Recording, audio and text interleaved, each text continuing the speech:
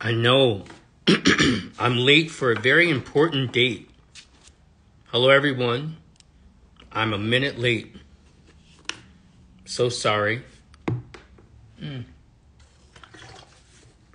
Hey, Joe. Good to see you. Prisma Aura. Carol Ann, my nemesis. Who are you? Merunifer. I like that name. Let's see.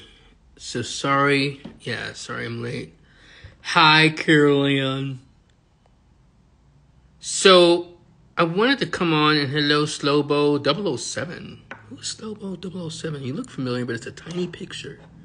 I feel like I know you. So Below Store. Hello, Shantae. So I wanted to come on and talk about Saturn moving direct, which happened this weekend. I think Saturday. And today is Monday, a moon day. And what to make of Saturn moving direct? Well, first, let me explain that, because some people are just like, the hell is he talking about? First, when a planet appears, because that's the key word, appears retrograde, from our perspective, it appears to be moving backwards. What has happened is that the planet is still moving in the same way that it's normally moving, but from our perspective, because we're moving usually forward in the zodiac, and it's kind of completed its turn, it appears to be moving backwards. So it's kind of like when you're on, going around a track and one car supersedes the other one. You could say then as the other one recedes, noting that word, it seems to be going backwards from this other car's perspective. So that's kind of what's happening, which also happens with Mercury retrograde at least 3 times a year, sometimes 4, and all the other retrogrades to some degree as well. So what can we say about this Saturn direct? Well, if you check on my page, the Instagram page, I have a breakdown, thanks to Mel Granillo, of, in terms of the artwork, about each of the planets that retrograde. So there are 2 planets that don't retrograde, or planets that we deem from astrology. The sun never retrogrades. The moon never retrogrades. But I have a breakdown for all the other 8 planets that do retrograde. So Saturn, I have a lot of nicknames for Saturn. One of them is the planet that sits your ass down. So when we talk about Saturn, we're talking about how we deal with authority.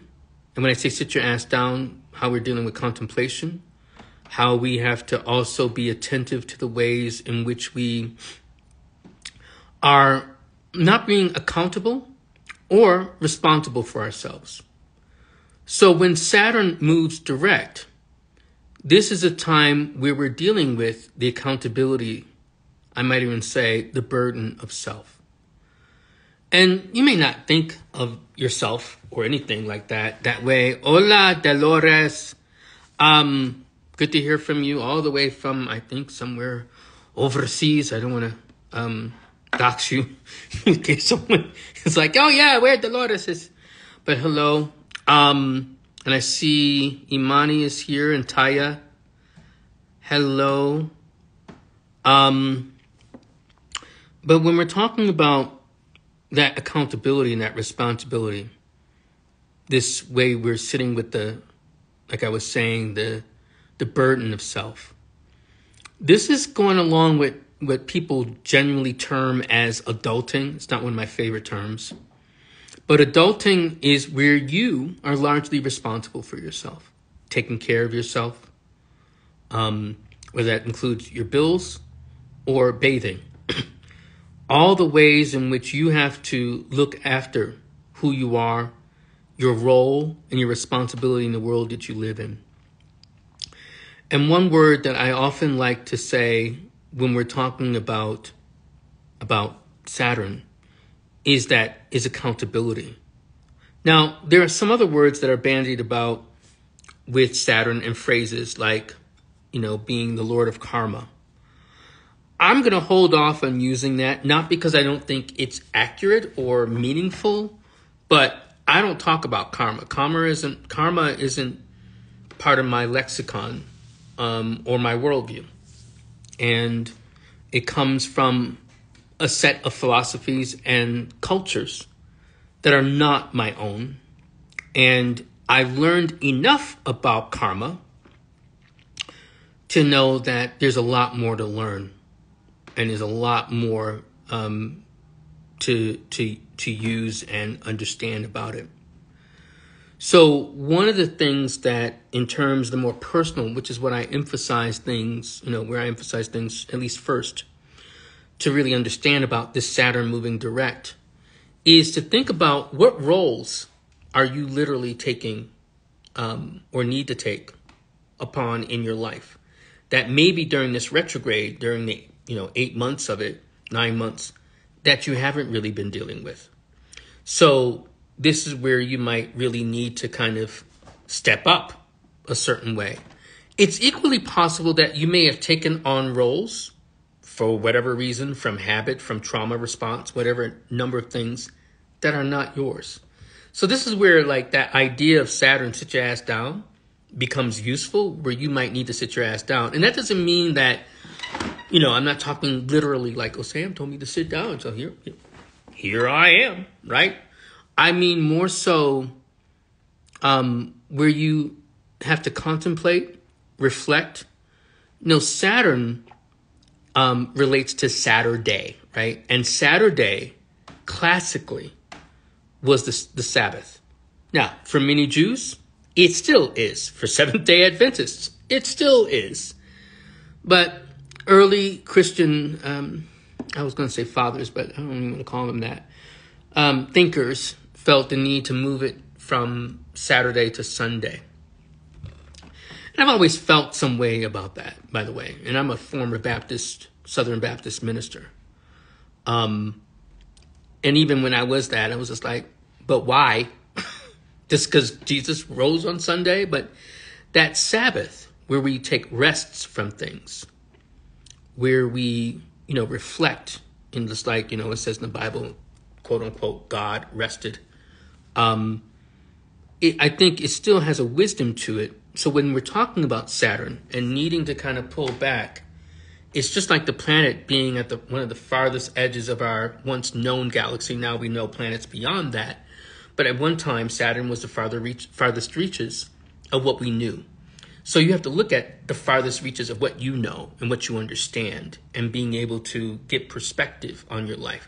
So that actually requires some meditation, some contemplation, some downtime.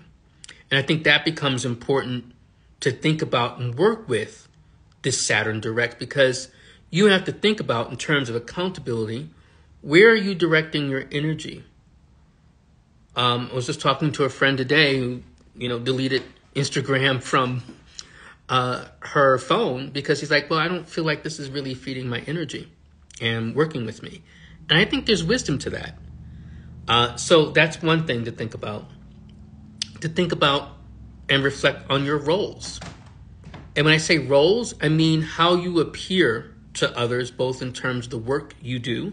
I don't mean literally your job, but roles could be like being mother, son, not all of the same thing, but daughter, father, or in terms of boss, in terms of mentor.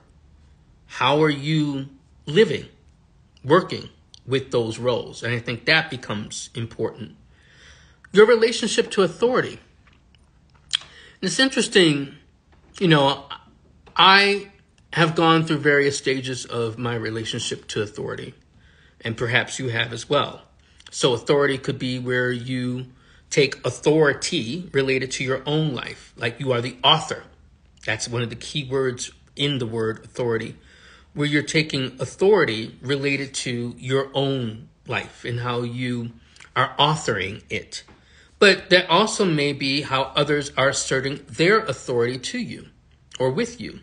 And so that becomes maybe a necessary conversation, whether it's like talking like, I don't like the way you talk to me, or, which could be better said, but another way in which you kind of can craft more your sense of connection with another. So I know that's one thing. Now, for me, what's been interesting as an example, I'm just using this as a pure example. Now, I've had various lives in my Pisces rising life. I just mentioned I was a minister. I've been a published poet, but I also was in theater. And one of the fascinating things that has come back in my life is acting. Since Saturn has gone into Pisces over my first house. And just today, someone, or maybe even yesterday, presented the idea of a role, thanks to someone else on here. Hey, A. Renzo. Someone did reach me, so thank you. So there's an audition that's in the works for a role. We'll see what happens. I mean, I've been auditioning for different things, and so I may end up acting again. So that's another example of literally taking on a role, a persona, in terms of work as what one can do. So there are various ways in which we have these roles. There's various ways in which we can talk about authority.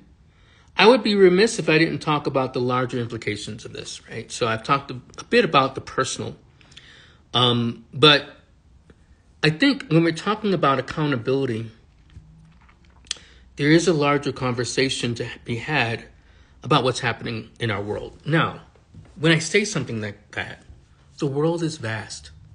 There are things, and I've been reminded from various different websites and, social media outlets that, how come you're not talking about what's happening in Afghanistan or Pakistan or whatever? Why are you focused on Palestine, right? Here's the thing. When we talk about accountability, and we're talking about history related to accountability, we as individuals have to think about, well, where do you stand and why do you stand there? Now, I've made perfectly clear where I stand related to the Palestinian conflict. I'm going to always, per my own history, stand with brown people, black people who are oppressed and experience injustice. Now, you can disagree with me. I don't care. You can have issue with that. What about this? And what about what they did? And what about you can go there until you're really blue in the face. And I understand those distinctions in all those particular issues. I understand it. But I, as Sam Reynolds, not you, as whoever you are, have to think about what is your accountability related to these particular issues, and what are you prepared to do about it? Because one of the things I've been thinking about, especially with the friend who got off Instagram, is what level of sacrifice are we prepared to make for the quality of life that we enjoy? Because we do enjoy a quality of life. You can't be on this live without experiencing some quality of life that you can enjoy. You have something. But one of the things when we start talking about the larger issues of accountability, do we want to fuck up our lifestyle? Do we want to deal with like some measure of the choices we make in terms of what we have?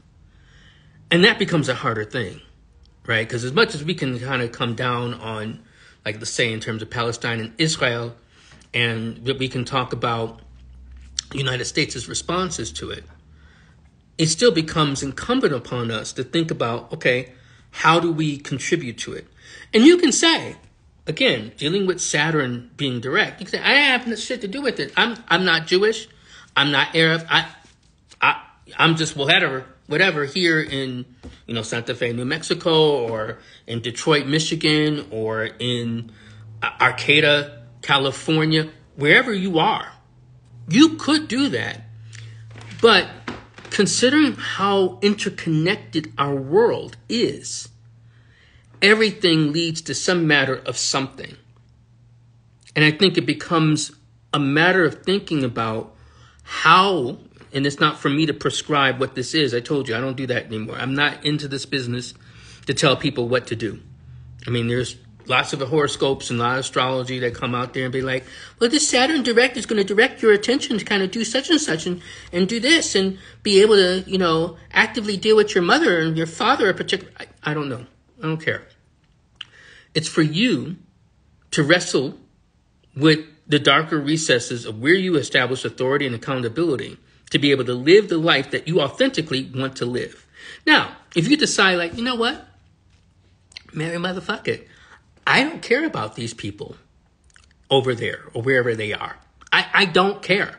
At least you have taken a reckoning to yourself and for yourself, be like, doesn't matter. And, this is not me judging you like that. But that would be your choice. And so Saturn wants you to sit, and when I say the burden of yourself, recognize that as a choice, as what you believed, what you established as your truth, as your rock, as your basis, all the things related to Saturn. So these things become important as Saturn now has moved direct. Now, again, there are personal dimensions of this that I mentioned related to roles that we play in terms of family.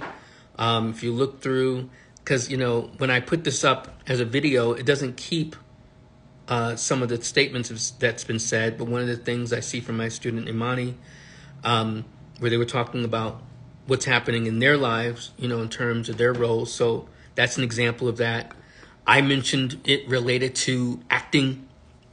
And there are roles for me to consider as teacher. There are roles for me to consider as potential partner, in relationship.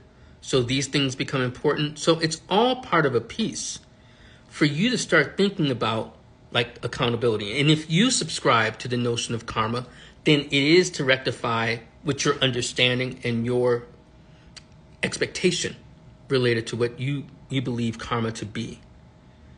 And, one of the statements that I remember hearing and saying, even as a minister, that God is not mocked, right? So again, I'm not pushing anyone's philosophy or theology on anyone else, but whether you want to talk about it, karma, God, I do believe in the living cosmos, and God is not mocked. So, when what goes around comes around, right? And that's not to justify, like, okay, yeah, well, he slapped me, I'm gonna go slap somebody else on the street. But there is this way in which we experience things because of consequences of actions that we've taken. And yes, and someone has reminded me, Sunchild Salah, saying, whatsoever a man soweth, that shall he also reap. And I think that's, or even as Malcolm says, the chickens come home to roost. Malcolm X, that is. So I do want you to be mindful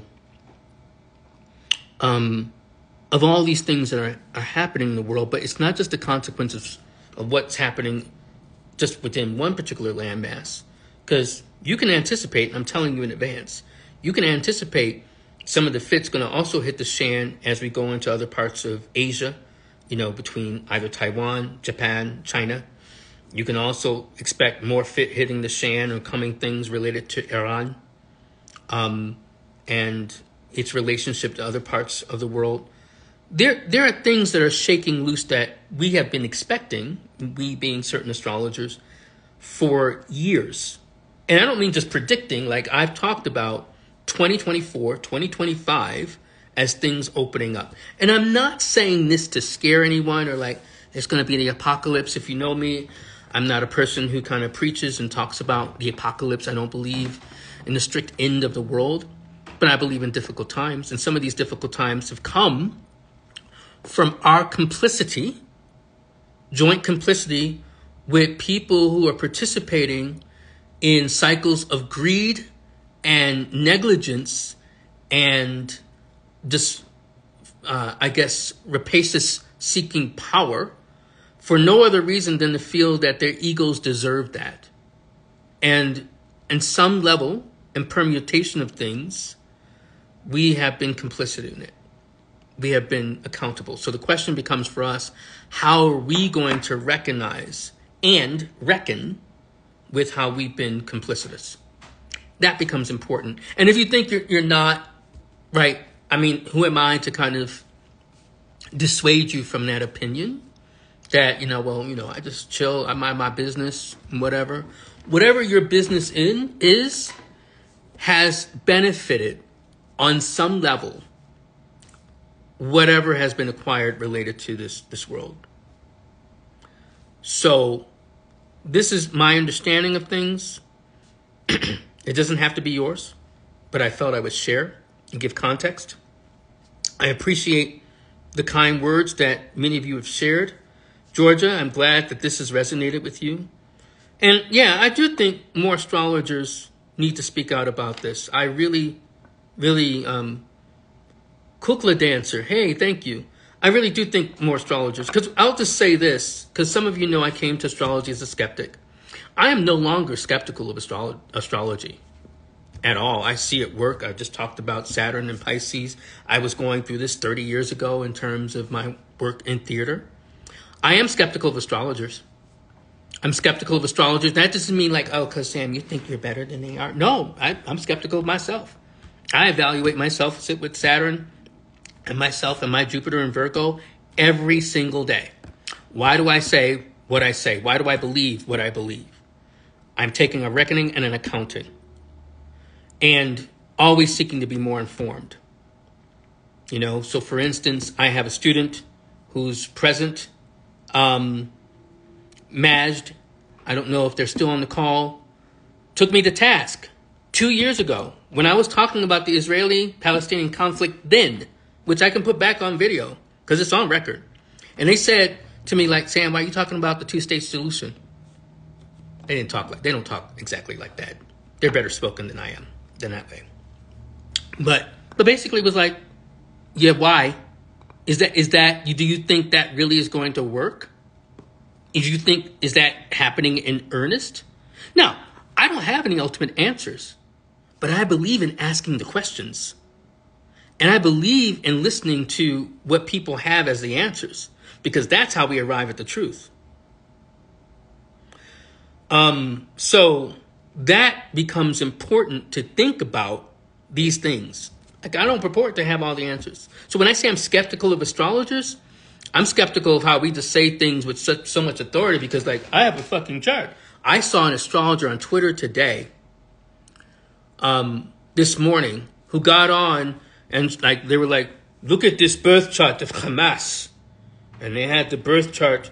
It was December 9th, 1987, right? And they were pointing out the Mars-Pluto conjunction square to the moon and saying, look at that. What do you think about that? Basically saying that the chart speaks for itself. I thought that was a crock of shit. Let me tell you why. One, December 9th is actually my ex-wife's birthday. Like, literally her birthday, December 9th, 1987.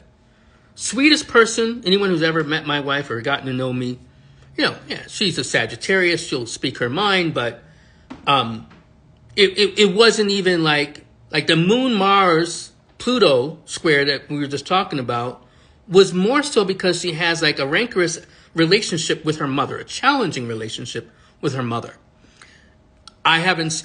She abhors violence and doesn't go for violence herself. Now, here's the second part of that. She has the wrong fucking chart. Hamas they didn't sit down and have the meeting to create Hamas on December 9th. It was December 10th. What happened December 9th, Sam? An Israeli truck actually ran into, I believe, more than had an accident with two Palestinians or more, and killed, I think, about 4 people. And so the Palestinians were just like fed up. And so the next day they had a meeting about it. That also, an accident, Mars, Pluto, square the moon, fits actually what happened that day. But this person was going off and saying like, well, it perfectly describes a people who would rape and diminish women. And I'm like, based on what? Like an erroneous chart? And your misunderstanding not only of Hamas, but also of the incident. So, stay awake, folks. Scrutinize, double take, look up things. So, for instance, when I have time, if I have time today, there's a video going around of Malcolm X supposedly endorsing the Palestinian struggle, and it has this big dramatic music with it. And he's talking like Malcolm X. And, there's no finger wagging. There's just pictures of him. Here's the problem. You're like, well, Malcolm X did support, the Palestinian struggle. That is absolutely true. Absolutely true. MLK didn't. Also true. Supported Israel unabashedly. Also true. Here's the problem.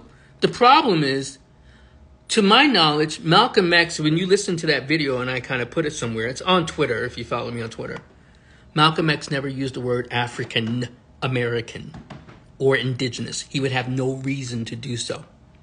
That wasn't part of the lexicon he died in 1965.